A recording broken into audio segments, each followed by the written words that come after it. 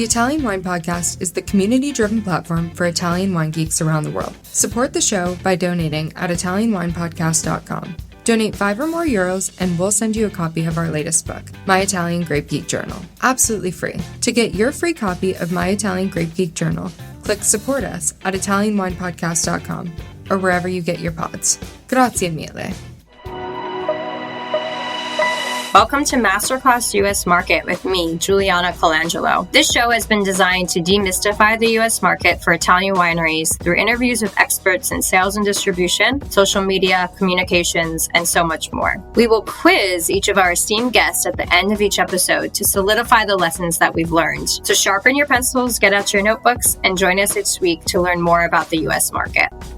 Hello, welcome to Masterclass US Wine Market. Today I'm thrilled to welcome back to the Italian Wine Podcast, Sarah Heller. Sarah likely doesn't need an introduction for many of you that are listening, but for those of you who are not familiar with Sarah, she is an MW, a wine expert, and a visual artist, and she is also one of the faculty members for Vinitaly International Academy. Welcome to the show, Sarah. It's so great to have you back on the Italian Wine Podcast. Thanks so much, Juliana. Really excited to be here. Great, excited to have you here. So today we're going to dive into a little bit more about VIA as it's coming to the U.S. market this March in New York. So you'll be leading that course. So excited to learn more from you about what to expect for the course for our listeners, but also more generally your background, how you became faculty for VIA, and your journey in the world of Italian wine. And now that you're back in the U.S. market, what you're doing here as you've been back for a little over a year now. But before we dive in, Sarah, tell us a little bit more about your background and how you became such an integral part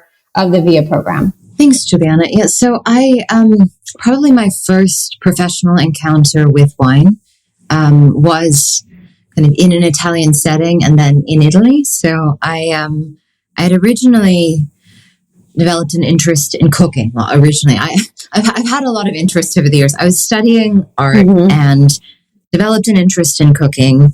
Had wanted originally to go down the French route. I was taking courses at the French Culinary Institute. But when it came to looking for an internship, say for half a year, while I took time off from university, there was crickets when I looked around in France. Whereas in Italy, I was able to find a number of people who were interested in taking me. And so it just sort of shifted my entire direction. Once I got there, I ended up in Torino. And my chef there was very into wine, possibly more than he was into cooking. So he would drive me most weekends. We'd go tasting wine. I think one of my first visits ever was the Produttori di Barbaresco. Wow. Starting from the top. Started from the top, for sure.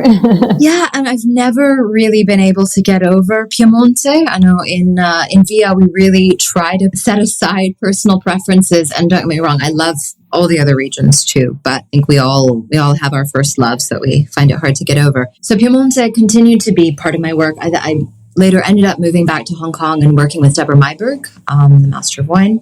Okay. And while we were doing that, we did some work with the Accademia del Barolo. So really got me back into the Italian mode. And sort of in the wake of that, I decided to do VIA when it first was launched, I think in 2015. And it was very much Stevie refers to it as Edition Zero and refers to the people who did that version of the course as the guinea pigs. And I thought it was a course that had such incredible potential, but I felt that on some level, the detail and the specific focus in the course just on the grapevine DNA, sort of to the exclusion of geography, site specificity, culinary, culinary background, history, all of that stuff, I felt like were such important pieces of the puzzle that had been sort of underplayed relative to the grapevine DNA portion. So I was lucky enough to pass. It sounds like it was even more nerdy and geeky when you took it. Yeah, it was all the geekiest things about VIA were the whole course at that point, which I think was so unique at that point in time. And I knew there was something really special about it.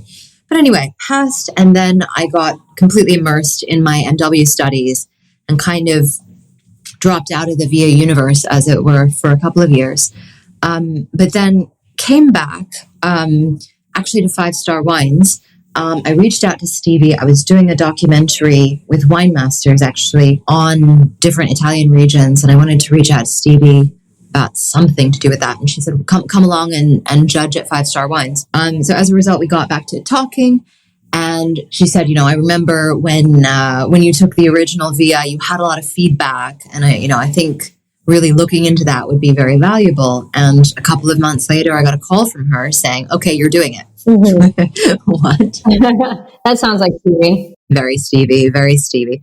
You and Henry DeVar. Yeah. So with that as preparation, Henry and I hadn't met, but we met on a video call and we got to work. And then in November, I think it was 2018, we did our first edition of Via 2.0 in Hong Kong, which was really special for me, right? Because it was my home at the time, so it was kind of a forgiving audience of people I knew. Right. Yeah, I was really happy with the new direction. Stevie gave us a lot of latitude to round out what the material had been, and also we had this incredible resource of slides from Professore Scienza, our chief scientist. It completely changed, I think, the face of the course. Yeah, right. We'll dive into all of that, Sarah. We're talking about Via coming to New York this March and diving into the benefits of the program. But, you've now taught the program at least 3 different places, Italy, Hong Kong, and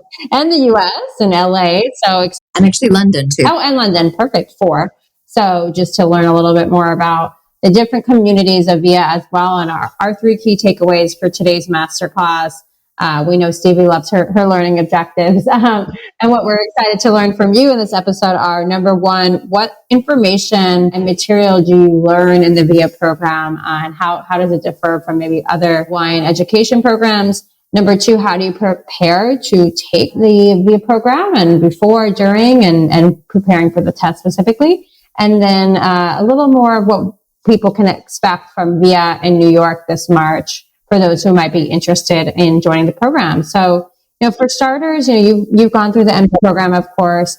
So talk to Sarah a little bit about what makes Via so unique and different from other wine education programs. Yeah, so I think it starts with what the history of the course was, right? It really is based in that DNA of the grape varieties and recognizing this immense cultural heritage that Italy has with all of these varieties. So I think that is still very much there, and especially in the multiple choice, we expect people to have a solid understanding of how the different grape varieties evolved over time, what the parentage is, to the best of our knowledge, why it is that some share traits. So an example being how all the descendants of Sangiovese share the trait of having lighter, more sort of ruby garnet color hue. Factors like that, I think, are really important. And I think the point about that is that we expect you to have the sort of, as it were, diploma level knowledge about Italy. And this is about getting deeper into the sort of scientific literature. We really try to provide our students with references to the most up-to-date research.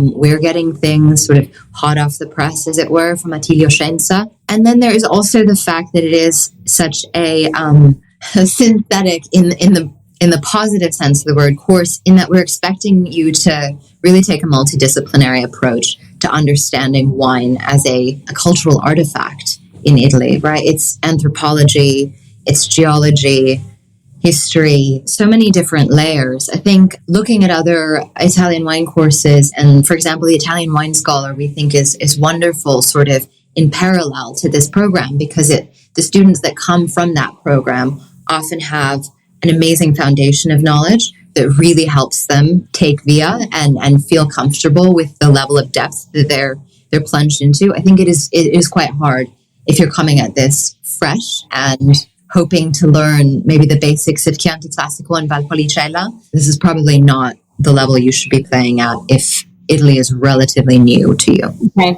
Good to know. So having some pre-work, whether it's through the diploma, through Italian Wine Scholars, or another educational program, but at least knowing the basics. Yeah, or Maestro. Yeah, we talked to Chris Sachs last week about the Maestro program, so that's great. But having that preliminary knowledge, I think, that's key, and I can attest to that myself for sure. I went through the Italian wine scholars as well as WSET to level 3. And so I had that background knowledge, and I would say definitely you're going to need to know the basics for sure of all the regions and regulations and laws and all that. And VIA will only build upon that, as you've said. So Sarah, you've been with, VIA for a number of years now, and you were one of the early guinea pigs, as Stevie called you. How has the program evolved since you became a faculty with VIA?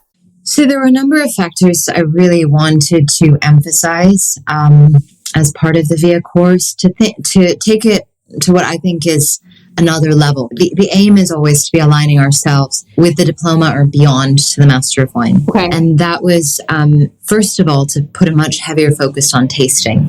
Mm-hmm. The theory had really been sort of not the entirety of the previous VIA course. There were tastings, but they weren't the focus. They were kind of there to supplement the theoretical knowledge. Whereas now, I want to see students, where maybe in the past students had decks of cards where each one listed the theoretical characteristics of the grape varieties they had to know. Now I want them to have real tasting notes, right? I want people to have actually tasted these wines.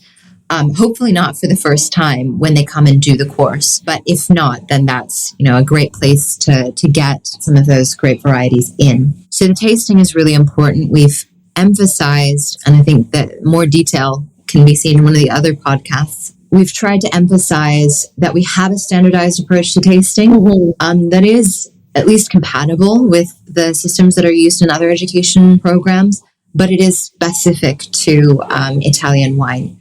Right, we really emphasize less the aromatics, which I think, especially fruit aromatics, which tend to be more subtle in Italian grapes, and focus more on texture and sometimes the other primary aromas, right? Things like herbs, spices, flowers that are unique to Italian native grape varieties. Then the other thing that has become increasingly important in the course is this idea of the examination being really a 360-degree picture of the student, right? So we started out with the multiple choice exam, which really tests you on your factual knowledge, right? How well do you know the core facts that you need to understand for this course?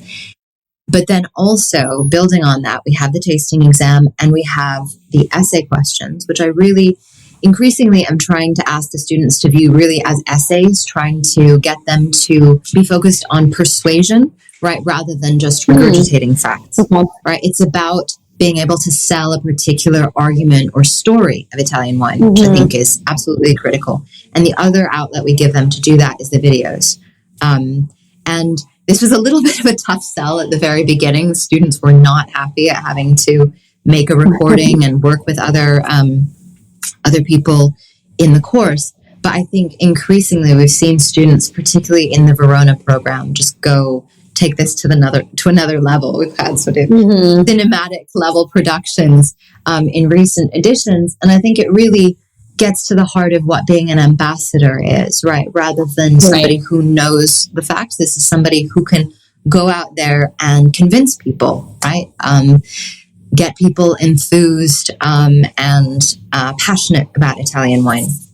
So those have been the things that I've really worked on changing. Right. The other one, inadvertently, is that we've gone online. So the videos, I think, are really helpful for absorbing the theoretical information. I do really want to emphasize that they are just a supplement to the written material. That I think there maybe has been a little bit of confusion among students about whether it's still necessary to read the book unplugged, and it 100% is. But the videos are there to kind of help people, especially who, are more comfortable learning through audio, maybe than by reading. Got it. So we've got the audio, the videos, but there's also the book. So the materials really work in conjunction. Absolutely. Yeah. Okay. Got it. Yeah. And I think that, I had the video component in my program in 2021 when I did VIA. And one of the greatest parts about VIA is the community, and that video where you have to collaborate with 3 of your cohort is just the first part of really getting to know the communities. Sarah, can you talk to us a little bit about the VIA community, especially knowing that you've done this program now in 4 different countries, a little bit about the global element of the VIA community? I think it's so fantastic that whenever a new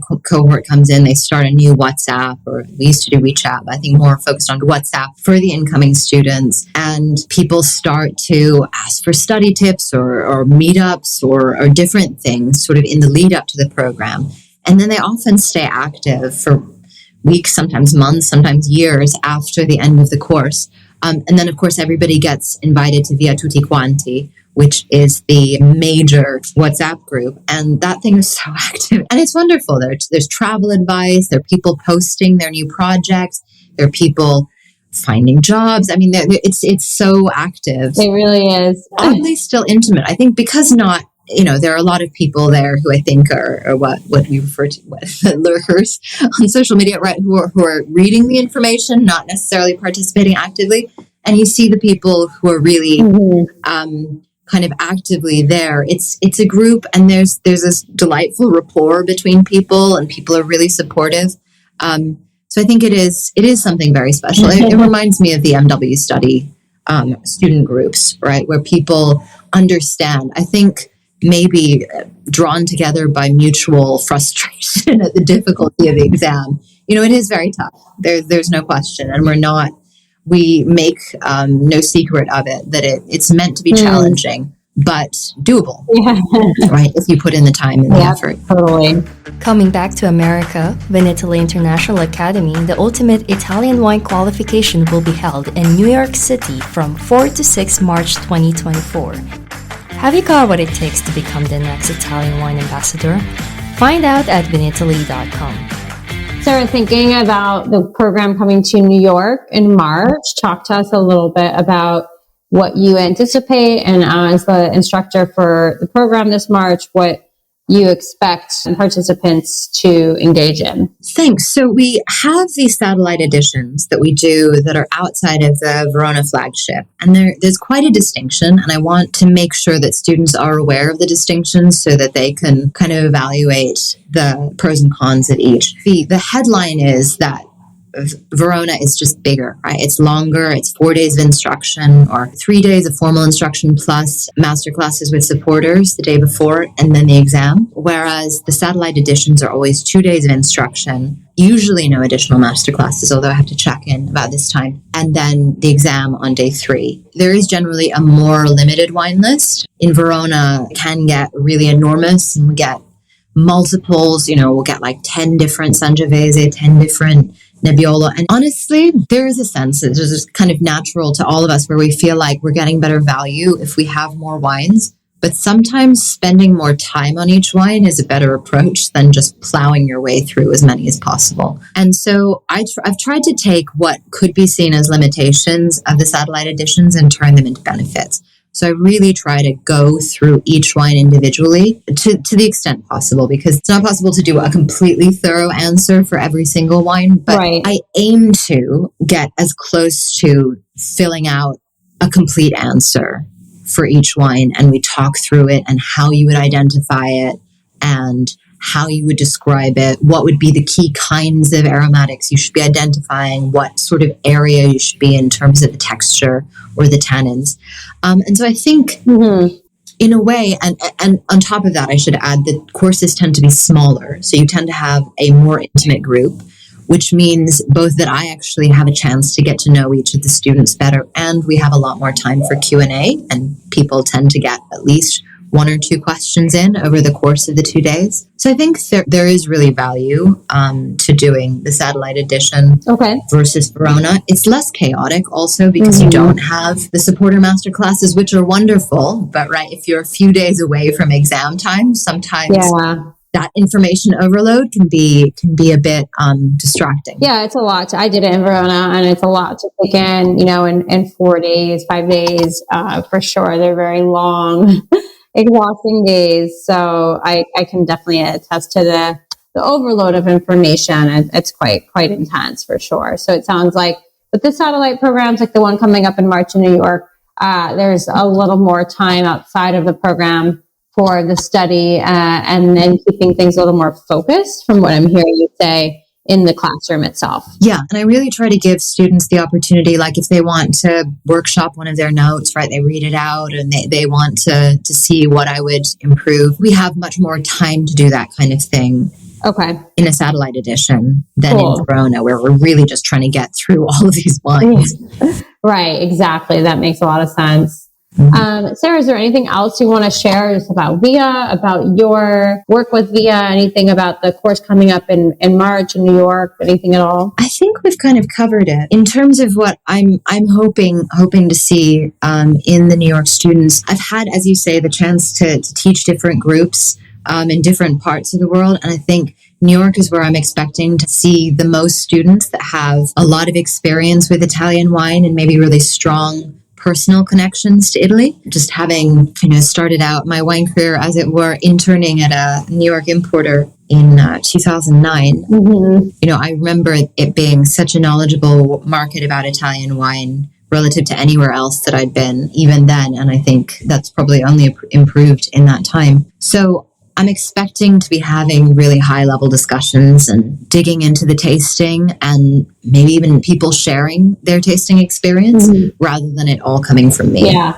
So a little more collaborative, it sounds like, or having more inputs from the students in the program. I think so, just because, obviously I'm one person, I have my experience.